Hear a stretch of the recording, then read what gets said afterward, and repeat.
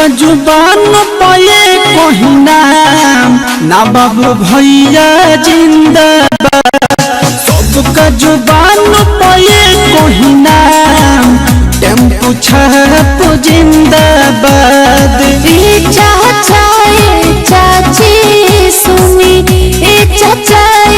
चाची सुनी राख के बाटे इन पे ध्यान। जनता में बहस लाइन के परहन ना बाबू भैया जिंदाबाद। सबका जुबान पे कहीं नाम नवाब भैया जिंदाबाद। जहाँ मेरे मित्रों, साथियों, बड़े बुजुर्गों, युवा नौजवानों से कहना है कि आइए इस बार केलांचल टाइम्स, हर खबर पर हमारी नजर।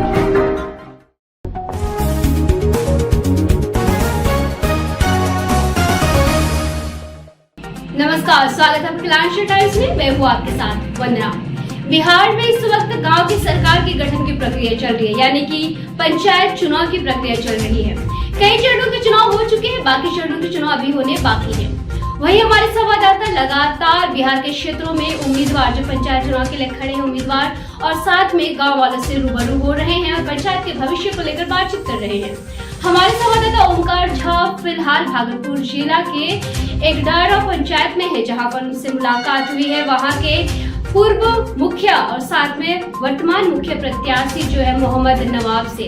आइए इनसे बातचीत कर जानते हैं इनका क्या उद्देश्य है और किन मकसद के साथ में ये इस पंचायत चुनाव में दोबारा से उम्मीदवार के लिए खड़े हुए हैं। देखते हैं बातचीत का सिलसिला हमारे संवाददाता के साथ इस खास रिपोर्ट में। नमस्कार, आप देख रहे हैं केलांचल टाइम्स। मैं हूं ओमकार झा। बिहार में चुनावी बिगुल बज चुका है, चुनावी दौर चल रहा है और कई चरणों में मतदान भी हो गया है और कई चरण का मतदान बाकी भी है। जहां जहां मतदान हो गया है, लोगों ने अपने वहां पे गांव की सरकार बना ली है और जहां जहां मतदान बाकी है वहां पे प्रत्याशी अपना नामांकन करके जोर शोर से चुनाव प्रचार में जुट गए हैं। इसी तरह में मेरी मुलाकात भागलपुर जिला के कहलगांव प्रखंड के एकडारी पंचायत में हुई। जो यहाँ के पूर्व में मुखिया 2011 से 2016 में वाजिदा परवीन थी, उनके जो पतिदेव जी हैं नवाब जी, उन्हीं से बात करते हैं कि उनका इस बार चुनाव लड़ने का उद्देश्य क्या है, क्या क्या सपने संजोए हैं अपने पंचायत के लिए, उन्हीं से जानते हैं। सर, आपका स्वागत है हमारे चैनल केलांचल टाइम्स में। आप इस बार मुखिया का चुनाव लड़ रहे हैं, आपका उद्देश्य क्या है? हमारा उद्देश्य ये है 11 पंचायत का संपूर्ण विकास करना जी, और ग्रामीणों ने, आम जनताओं ने 2011 से 16 के बीच में जो हमको समर्थन दिया, जो काम हम लोगों के द्वारा किया जा रहा था, आज वह काम वहीं का वहीं पड़ा है, अधूरा है जी। इसलिए हम नामांकन दिए हैं कि जो काम सामाजिक काम अधूरा पड़ा है उसको पूर्ण करना हमारा लक्ष्य है। जैसे हमारे कार्यकाल में मुख्य एजेंडा था, क्योंकि हमारा जो पंचायत है हिंदू मुसलमान का मिला हुआ पंचायत है। हम जहाँ छठ घाट का निर्माण करते थे, ठाकुरबाड़ी बनाते थे, सरस्वती स्थान का घेराबंदी करते थे, उसी के तर्ज पर ईदगाह का सौंदर्यीकरण करते थे जी। लेकिन इस कार्यकाल में करोड़ों करोड़ रुपया आया। ये बात सही है जी जी। सरकार के गाइडलाइन के अनुसार काम होता है। 7 निश्चय के पैसा से गली नली होता था, लेकिन और जो पैसा आता था वो सभी पैसा को नाला निर्माण में झोंक दिया। कोई ऐसा एक भवन नहीं है, आप देखे होंगे, अगर आए होंगे नजर पड़ा होगा, एक सामुदायिक विकास भवन है जो वीरान पड़ा हुआ है जी। ये मरम्मती का पैसा भवन में लगना था, लेकिन नहीं लगा। इसलिए नहीं लगा, उसमें भ्रष्टाचार कम कर पाता, इसलिए सारा पैसा नाला निर्माण में डाल दिया है और संपूर्ण पंचायत का विकास जो है ठप पड़ गया। इसलिए कि हर जगह का जो सरकार का जो गाइडलाइन था कि हर वार्ड में काम करना है, खाना पूरी किया गया है। हर वार्ड में अधिकांश पैसा नाला निर्माण में डाल के बहुत बड़ा घोटाला किया गया है। इस बार अगर आप चुनाव जीत के आते हैं, क्योंकि आपके साथ जन समर्थन है, पंचायत की जनता आप पे विश्वास कर रही है, इस बार अगर आप आते हैं तो अपने पंचायत के लिए क्या क्या काम करेंगे? मेरा मुख्य लक्ष्य है, कोरोना काल के बाद लोगों के बीच बेरोजगारी बढ़ गई है जी, युवाओं को रोजगार देना है, जो खास करके विडो महिला है और जो गरीब गुरबा महिला है जी, उसके लिए भी हम रोजगार उपलब्ध कराएंगे। चूंकि ये मुखिया के बस का बात नहीं है कि बहुत बड़ा रोजगार देना, लेकिन हमारे ऊपर और हमारे जिसका हम समर्थक भी हैं, बिहार सरकार के उद्योग मंत्री माननीय सैयद शाहनवाज हुसैन जी हैं, उनसे मेरी बात हुई है और कल भी टेलीफोन से बात हुई है कि चुनाव जीतने के बाद पंचायत के अंदर जो भूस्वामी है वो जमीन देने के लिए भी मुझे तैयार है। कई जगह 4 से 5 जगह रोजगार उद्योग लगाएंगे और यहाँ के युवाओं को और बेरोजगार को और महिलाओं को रोजगार देने का काम करेंगे। अब हम बात करते हैं शिक्षा व्यवस्था पे। हाँ, शिक्षा व्यवस्था में बहुत अच्छा सवाल किया। शिक्षा व्यवस्था में जब हम थे, जो कमेटी था पंचायत की, हम हर स्कूल का विजिट करते थे और आज वह शिक्षा में गुणवत्ता नहीं है, इस पर भी सुधार करेंगे। बालिकाओं के लिए पढ़ने के लिए यहाँ के स्कूल हमें आपके पंचायत में नहीं दिखा। नहीं, स्कूल तो हमारे यहाँ अच्छा है, हमारे यहाँ स्कूल की कमी नहीं है। कई आंगनबाड़ी है, लेकिन वहाँ का तो अभी सिस्टम कोरोना से थोड़ा बंद पड़ा हुआ है। लेकिन स्कूल के मामले में हमारे यहाँ कई मदरसा है और उर्दू मध्य विद्यालय भी है जी। हमारे स्कूल गांव में उत्क्रमिक उच्च विद्यालय भी है जी। शिक्षा का माहौल हमारे यहाँ ठीक ठाक है। इसको चुस्त दुरुस्त बनाने के लिए हम कमर कसेंगे और जनता को शिक्षा के लिए जागरूक करेंगे। और हम अगर युवाओं के खेल कूद की बात करें तो जो युवा अभी डिफेंस की तैयारी कर रहे हैं वो खेल कूद के मैदान के लिए कहाँ जाएंगे, खेल करने के लिए कहाँ जाएंगे? ये बात सही है। हमारे गांव में जो भू स्वामी थे इस पर कभी ध्यान नहीं दिया गया है जी। और इलाके में हम लोग के फील्ड नहीं है। यहाँ से 10-5 किलोमीटर पर मथुरापुर उच्च विद्यालय में फील्ड है, रामपुर में है। हमारे गांव में ये कमी है। अगर हमको आशीर्वाद मिलता है, जन समर्थन मिलता है, हम चुनाव जीत के आते हैं तो इस पर काम करेंगे, इस पर पहल करेंगे। राज्य सरकार से मांग करेंगे कि हमको सरकारी भूखंड उपलब्ध कराया जाए जिससे कि युवाओं को तैयारी करने में कोई सुविधा न हो।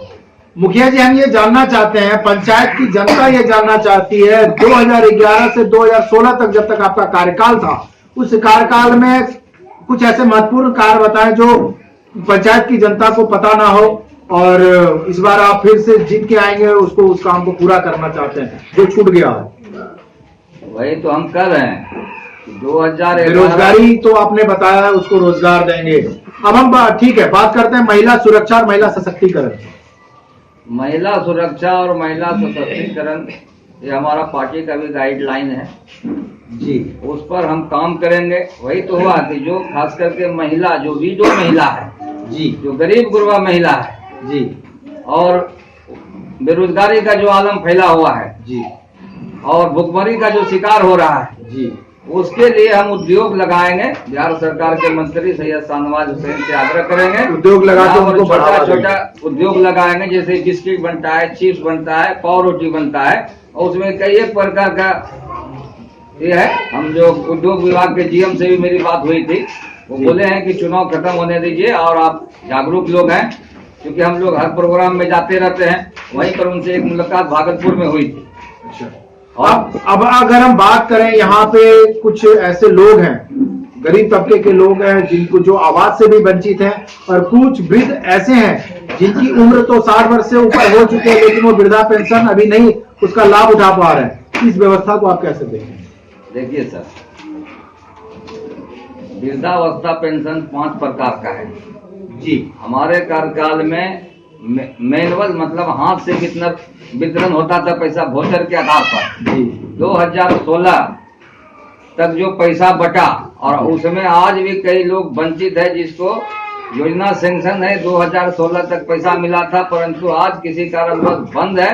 उस गरीब का काम आज तक स्थानीय मुखिया के द्वारा नहीं किया गया है, और 60 वर्ष के ऊपर वाले का पेंशन अधिकांश लोगों का हो गया है। लेकिन कुछ लोग यहाँ एक गोरख धंधा किया है मुखिया का, जो दलाल लोग है, लोगों को भटकाने के लिए, लोगों को भगाने के लिए। जिसका उम्र 40 वर्ष है, जिसका उम्र 50 वर्ष है, उसको ऐड करके मिल नहीं रहा है। उसको एक झांसा दे रहा है कुछ प्रत्याशी के द्वारा, उसको आधार सेंटर पर ले जाकर उम्र एडिट करके उसको ये संतावना दिया जा रहा है कि आपका वृद्ध योजना, मुख्यमंत्री वृद्ध योजना पेंशन कर दिए, लेकिन वो एक धोखा है, वो नहीं मिलेगा उसको जी, एकदम नहीं मिलेगा। नहीं, बिल्कुल नहीं मिलेगा। और ऐसे लोगों पर कार्रवाई भी तय है।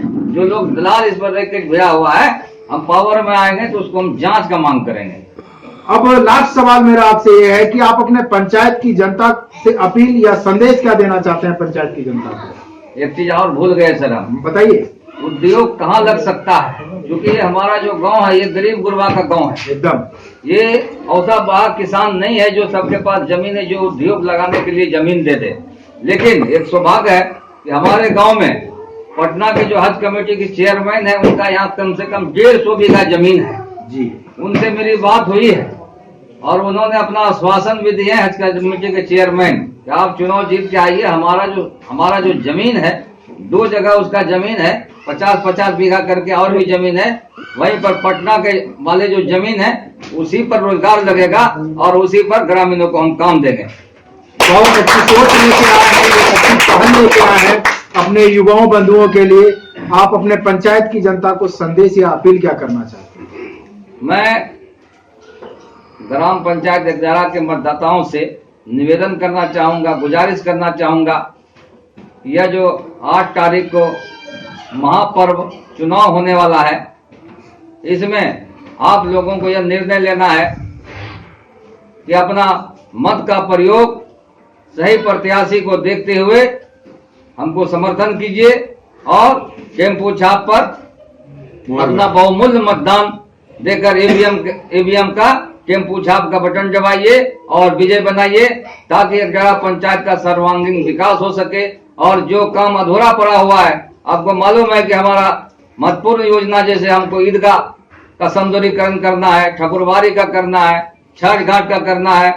हमारे जमाने में छठ घाट का भी निर्माण किया गया है और जो पीपल का वृक्ष है, जो मनरेगा का गाइडलाइन था, पीपल के वृक्ष पंडाल लगाना और तत्कालीन विधायक से चापाकल वहां डालना, ताकि राहगीर को और मजदूरों को, किसानों को जब गर्मी के समय में उसको पानी प्यास लगे या धूप लगे तो उस वृक्ष के नीचे जाके बैठे और पानी पिए, ऐसा व्यवस्था हमारे जमाने में किया गया था।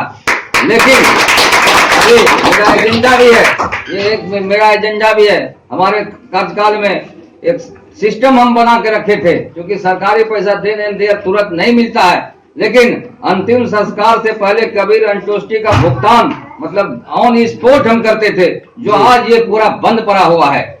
दर्जनों परिवार को पारिवारिक लाभ, लेकिन अभी स्थानीय मुखिया के कार्यकाल में एक भी व्यक्ति को पारिवारिक लाभ उस समय 10,000 मिलता था और अभी 20,000 मिलता है। दर्जनों लोग भटक रहे हैं, लेकिन एक भी व्यक्ति को पारिवारिक लाभ का योजना नहीं मिला। सैकड़ों इंदिरा आवास, मतलब सैकड़ों नहीं, तो सैकड़ों हम लिखे हैं, 400-500 का संख्या में SC ST अल्पसंख्यक समुदाय को और समान वर्ग को इंदिरा आवास देने का काम किए थे। दूसरा, निःशुल्क राशन कार्ड वितरण।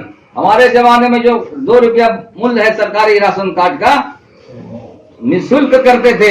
लेकिन एक निवेदन करेंगे कि इसके कार्यकाल में जब राशन कार्ड का वितरण हुआ, हम लोग बनवाए थे, क्योंकि हम लोग को मालूम था कि जिस वार्ड में जिसका नाम छूटा हुआ है उसको प्रेरित करके उसको आवेदन भरवा के राशन कार्ड बनवाए, क्योंकि नियम के अनुसार बांटना था सरकारी कर्मी को। उसमें भयंकर लूट हुआ, उसका जब विरोध किए तो स्थानीय मुखिया के द्वारा, उसके दलालों के द्वारा बहकावे में आकर कर्मचारी को लेकर हम पर मुकदमा करवाया गया, हमारे बच्चों पर मुकदमा कराया गया। तो इस तरह का काम अभी समाज में हो रहा है। आपने पंचायत की जनता को अच्छा संदेश दिया और अच्छा अपील भी किया। और कुछ कहना चाहेंगे अपने पंचायत की जनता को? बिल्कुल, पंचायत की जनता हमको समर्थन करे।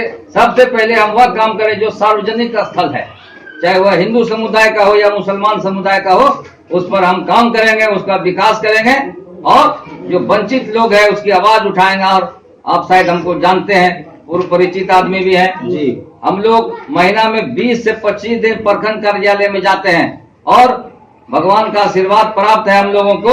और ऐसा उम्मीद है कि हम लोग जो भी पदाधिकारी है अपने विकास के लिए उसके आंखों में आंख डाल के बात करते हैं, उसको प्रेरित करके अपने समाज का काम करते हैं। हमारे कार्यकाल में सिर्फ मुखिया का निधि से नहीं काम हुआ है, MLC से काम हुआ है, सांसद से काम हुआ है, विधायक से काम हुआ है। ये जितना देख रहे हैं, ये भवन देख रहे हैं जी, उसके आगे मैदान देख रहे हैं, सांसद निधि से है, लेकिन प्रयास हमारा रहा है जी। आपकी सोच बहुत अच्छी है, आपकी सोच, आपकी पहल बहुत अच्छी है। इस बार भी आप चुनावी प्रचार में है, चुनावी दौर में है। क्या नाम है आपका सर? मेरा नाम मोहम्मद नवाब। आपका चुनाव चिन्ह क्या है? चुनाव चिन्ह हमारा टेम्पो छाप, क्रमांक संख्या 4 पर है। ग्राम पंचायत 11, क्षेत्र संख्या 18, प्रखंड कहलगांव, जिला भागलपुर। जी हाँ। फिलहाल बने रहे कलांचल टाइम्स के साथ। धन्यवाद। मुखिया जिंदाबाद जिंदाबाद।